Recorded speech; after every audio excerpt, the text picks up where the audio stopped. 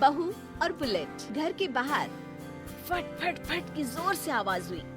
सीमा को लगा कि पटाखे फूट रहे हैं। वो डर के मारे घर से बाहर निकली। देखा तो सामने योगेश यानी कि पतिदेव एक बुलेट बाइक पर बैठे हैं। अरे डर गई क्या? बाइक लेकर आया हूँ तुम्हें घुमाने के लिए। सच में? मुझे लगा पटाखे फूट रहे हैं। अरे पटाखे भी फूटेंगे और मिठाई भी बटेगी। माँ को तो बुलाओ। माँ भी बाहर आ जाती है। अरे योगेश बेटा, इतनी जल्दी आ गया? और ये गाड़ी किसकी है? साहब की है? हाँ माँ, तुम्हारा बेटा साहब से कम है क्या? मेरी है। अरे बेटा, इतनी बड़ी गाड़ी ले ली, इससे तो तू घोड़ा ही ले लेता। महंगी पड़ी होगी ना? माँ महंगी सस्ती छोड़ो और मिठाई लाया हूँ, गांव में बंटवा दो। अरे बंटवा क्यों दो? पीछे बैठो, गांव में बांट कर आते हैं। सब खुश थे। योगेश गांव के बाहर एक कोयले की खदान में मजदूरी करता था। मेहनत और अकल से उसने वहाँ ठेकेदारी का काम सीख लिया और सूझबूझ से ठीक ठाक पैसा बनाने लगा। गांव में बात फैल गई कि योगेश के घर धमाका गाड़ी आई है। ऐसी गाड़ी पहले कभी किसी ने गांव में तो देखी नहीं थी। योगेश और माँ गाड़ी से वापस घर आ जाते हैं। बेटा, बाबूजी ऊपर से देख रहे होंगे और आशीर्वाद भी दे रहे होंगे तुझे। वो होते तो उनको भी घुमाता माँ। पूरे गांव में नाच नाच के मिठाई बांटने जाते। जैसे मैंने नाच नाच के बांटी थी जब वो अपने लिए एक साइकिल लेकर आए थे। बस बस, बाबूजी दो बात भी सुनाते कि फटफट वाली फटफटी ले आया। सीमा आगे कहती है, अपने लिए तो ये गाड़ी ले आए और मेरे लिए? अरे ये गाड़ी तुम्हारे लिए ही तो है। पक्का मेरे लिए है? अरे पक्का तुम्हारे लिए है। अगली सुबह जब योगेश सो रहा होता है तो उसे बाहर से गाड़ी की आवाज आती है। वो घबरा कर चिल्लाता है, चोर चोर, मेरी गाड़ी ले जा रहा है, चोर चोर। माँ भी जागती है और योगेश के साथ दरवाजे की तरफ भागती है। जैसे ही दोनों बाहर निकलते हैं तो देखते हैं कि सीमा गाड़ी चला रही है। अरे बहू, नाक कटवाओगी क्या? ये क्या कर रही हो? अरे गिर जाओगी, ये क्या कर रही हो तुम? सीमा गाड़ी को रोक कर कहती है, सारे गांव में घुमा लाई, कहीं नहीं गिरी। क्या? सारे गांव में घुमा लाई? अरे लोग क्या कहेंगे बहू? सोचा क्या एक बार? यही कहेंगे कि कितनी अच्छी गाड़ी है। अरे तुम्हारे बारे में। हाँ, कहेंगे ना कि देखो कितनी अच्छी गाड़ी पर बैठी है। बहू गाड़ी रखकर योगेश और सासू माँ के पास जाती है।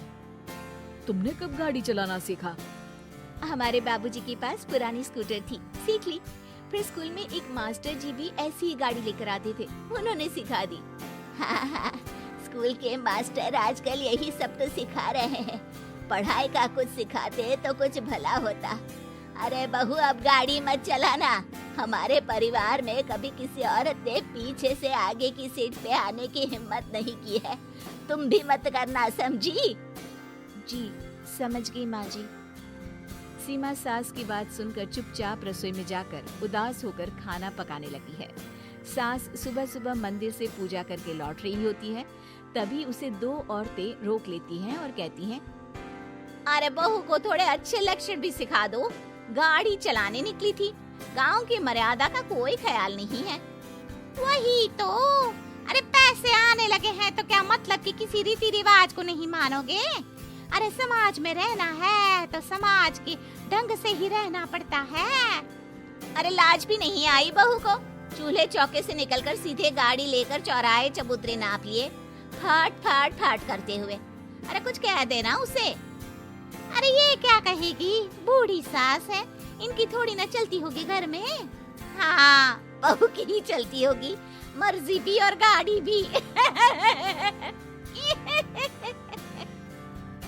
सास सब सुनकर घर आती है और बहू को चिल्ला के बुलाती है, अरे नाक कटवा दी सबके सामने गाड़ी चलाकर। औरत जात गाड़ी नहीं चलाती। शहरों में तो 4 पहियों वाली गाड़ी भी चलाती हैं और हेलीकॉप्टर, हवाई जहाज भी। शहर में थोड़ी ना रहती हो मैडम साहिबा। आज के बाद गाड़ी से ही नहीं, यूं भी निकलना बंद तुम्हारा घर से। माँ सही कह रही है, कहीं भी जाना हो तो मुझे बता देना, मैं लेकर चलूंगा। आज माँ को तुम्हारे कारण कितनी बातें सुननी पड़ी। इतना कहते हुए योगेश वहाँ से चला जाता है।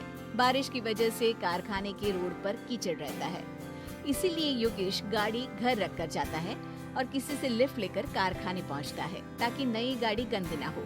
लेकिन शाम को इतनी तेज बारिश होती है कि उसे वापस आने का कोई साधन ही नहीं मिलता।